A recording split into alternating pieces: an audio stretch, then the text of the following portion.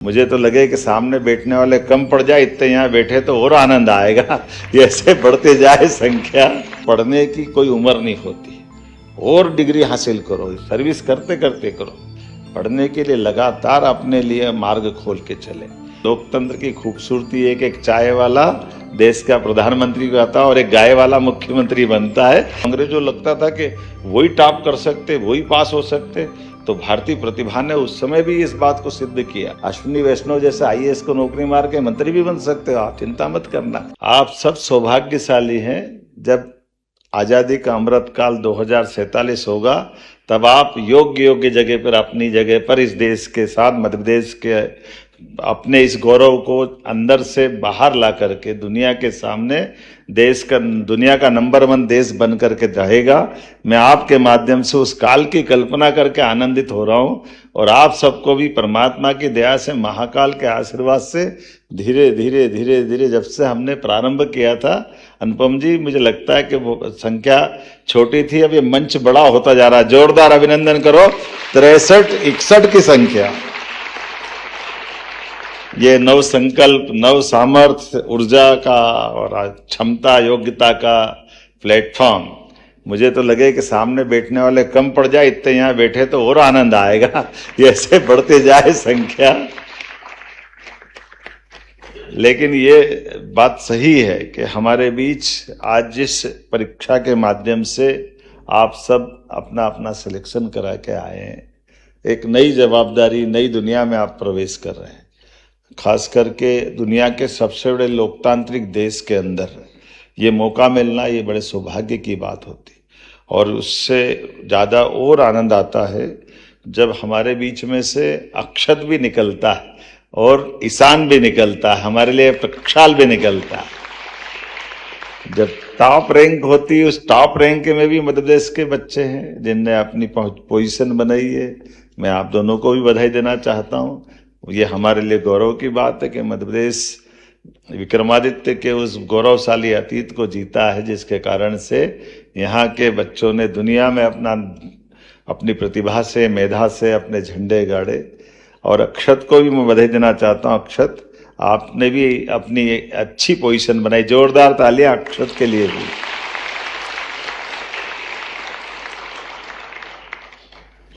साथियों, सफलता कई दायित्व को लेकर आती है, और ये जो आपका उत्तरदायित्व है, ये जैसे एक मित्र ने कहा कि सच में संवैधानिक अधिकारों को लिए मैं अपने इस दायित्व के साथ जोड़ करके आपने बात कही।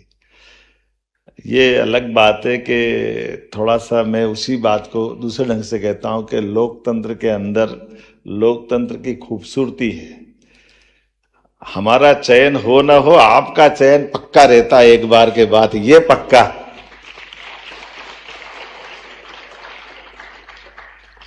हमारी तो परीक्षा कदम कदम पे होती, हर 5 साल बाद हमको आपकी जैसी एग्जाम देना पड़ती। जनता के बीच जाना, जनता की नीतियों को लेके जाना, जनता के विश्वास को कायम करना, और अच्छे पटियावल हाल होते हैं और अच्छे से इधर निकल करके ये लोकतंत्र की खूबसूरती है कि एक चाय वाला देश का प्रधानमंत्री बनता है और एक गाय वाला मुख्यमंत्री बनता है। ये भी हमारे लिए आज के इस दौर का आनंद है। ये उसी सुखानुभूति के दौर से निकलता है जब मैं सुन रहा था कि कौन कहां से आए। कोई डिंडोरी, कोई मंडला, बालाघाट, जबलपुर, कटनी, अशोकनगर, शिवपुरी, श्योपुर, इंदौर, भोपाल, ग्वालियर, जबलपुर तो है ही, लेकिन हर वो स्थान से प्रतिभा हर जगह से रास्ता बनाती और वो संभावना लेके भी आती। डिंडोरी जैसे स्थान से भी हमारा एक भाई निकल के आया। तो ये एक तरह से अपने मध्य प्रदेश की खूबसूरती भी है। अब जो इन डिंडोरी जैसे स्थान पे रहता है वो डिंडोरी को समझेगा, जो सुजालपुर में रहता है वो सुजालपुर को समझता है। एक मंदसौर जिले से, कोई नीमच से, कहाँ से अपने, लेकिन ये ऐसे अंचल के माध्यम से हम अपनी उस प्रतिभा के बलबूते पर, जो सरकारी स्कूलों से निकले, सरकारी कॉलेज से निकले, कुछ अच्छे भी निकले, कुछ थोड़े आनंद के साथ आप लोगों ने समझदारी भी करी सिलेक्शन करने के लिए, अधिकतर आईटी से निकले, लेकिन साहित्य और इतिहास लेकर के धीरे से रास्ता बनाया है। ये आपकी अपनी समझदारी भी है, ये आपकी अपनी थोड़ी सी अपनी इस मार्ग पे आने की एक रास्ता बनाने की तरीके भी है। क्योंकि हिस्ट्री भी आपने जब इसकी एग्जाम दी होगी तो मजा आया होगा, और किसी भी देश की हिस्ट्री को अगर जान करके आप आगे बढ़ रहे हो तो अच्छी बात है। जो इतिहास को नकारता है वो भविष्य के प्रति आगे नहीं बढ़ सकता है। मुझे इस बात की प्रसन्नता, ग्रेजुएशन तो अधिकतर आईटी इंजीनियरिंग सबसे की है, लेकिन कोई एक आध दो ही होगा जिसने उसको सब्जेक्ट लेकर के इसमें निकालने की, लेकिन कोई बात नहीं। अब दो तरह से मैं आपको शुभकामना भी देता हूँ और बधाई भी देता हूँ।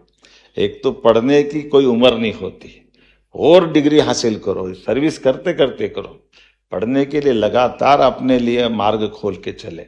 और कई विषयों पर इन सारी बातों से जब पढ़ते हो तो आपको अंदर का कॉन्फिडेंस भी आता है। मुझे इस बात की प्रसन्नता है कि यहाँ आईटी किए हुए ने भी एक बच्चे ने एमए पॉलिटिकल साइंस से किया। किसने किया था? हाँ, आपने किसी ने किया था ना, बेटी ने किया, सोफिया है ना, सागर से आती, सही है ना? एक ही बार बताया ना तुमने? ठीक है।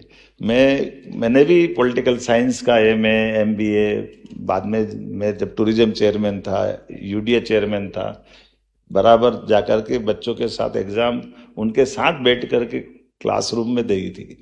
लेकिन इसका मजा भी रहता है, अपने अंदर पढ़ने की ललक लगी रहना चाहिए।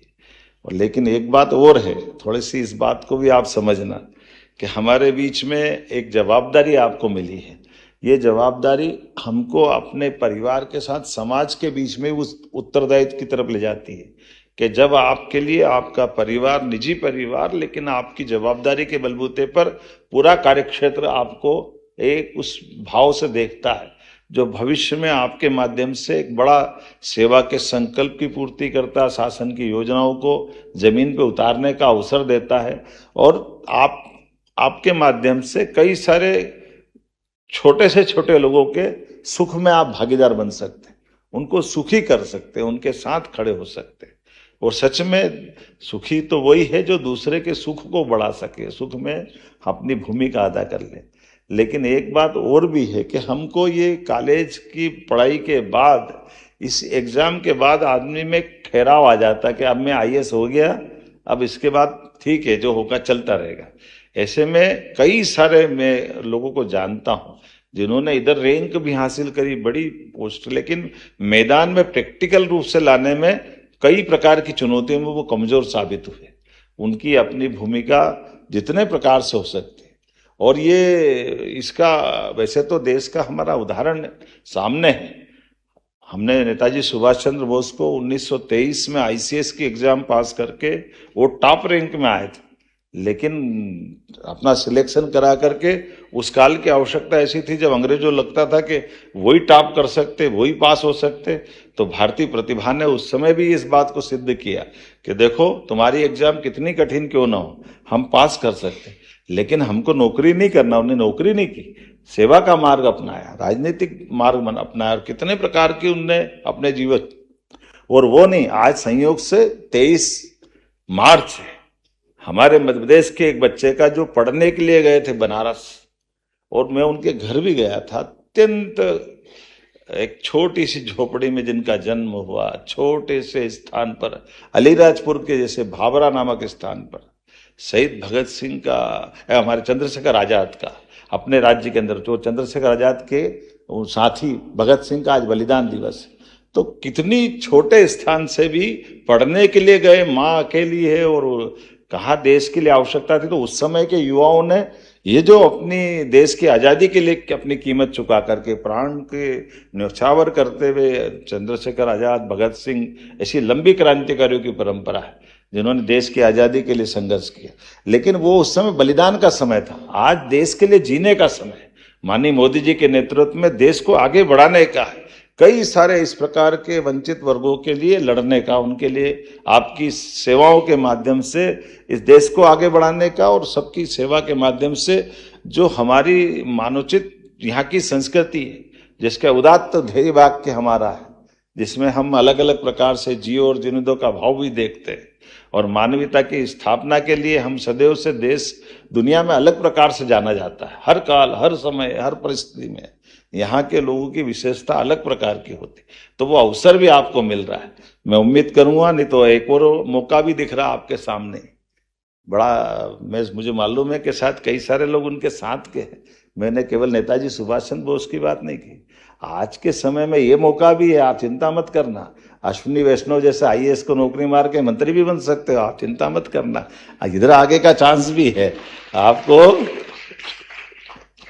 हमारे बीच में से सब प्रकार की संभावना, तो जीवन में कहीं ठहराव नहीं है।